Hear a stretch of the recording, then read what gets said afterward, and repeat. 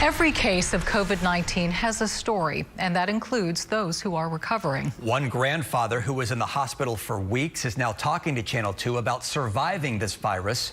Channel 2's Jacob Rascone spoke with him, and he's live now in our newsroom with a closer look at what he said. Jacob?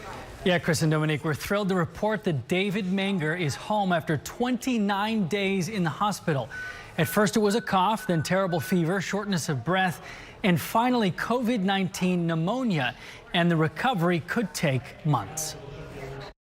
David Menger began the year as a healthy 58-year-old, married to a longtime nurse, the parents of other first responders, and 4 grandchildren. When I first got in, I knew I was bad, and I couldn't really breathe. But after one day in the hospital, it seemed like it got a lot worse. David would spend more than 4 weeks at Memorial Hermann in the Woodlands with no visitors allowed, but FaceTime as often as he could until he thought he couldn't. I was in so much agony and so much distress. My body was just saying, I'm done, I'm done. And I had my phone and I made a call and I just said goodbye. I said, I can't do this anymore.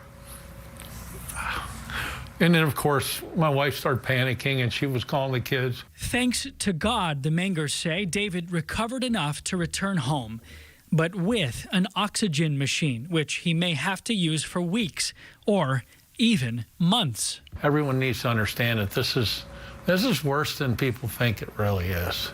And once one of your family members get it, or a friend, I think you'll understand.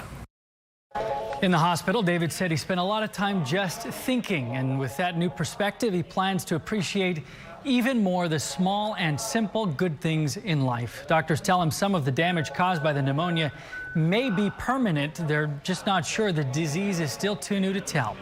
Live in the newsroom, I'm Jacob Rascone. Dominique, back to you. We wish him all the best in his recovery. Jacob, thank you.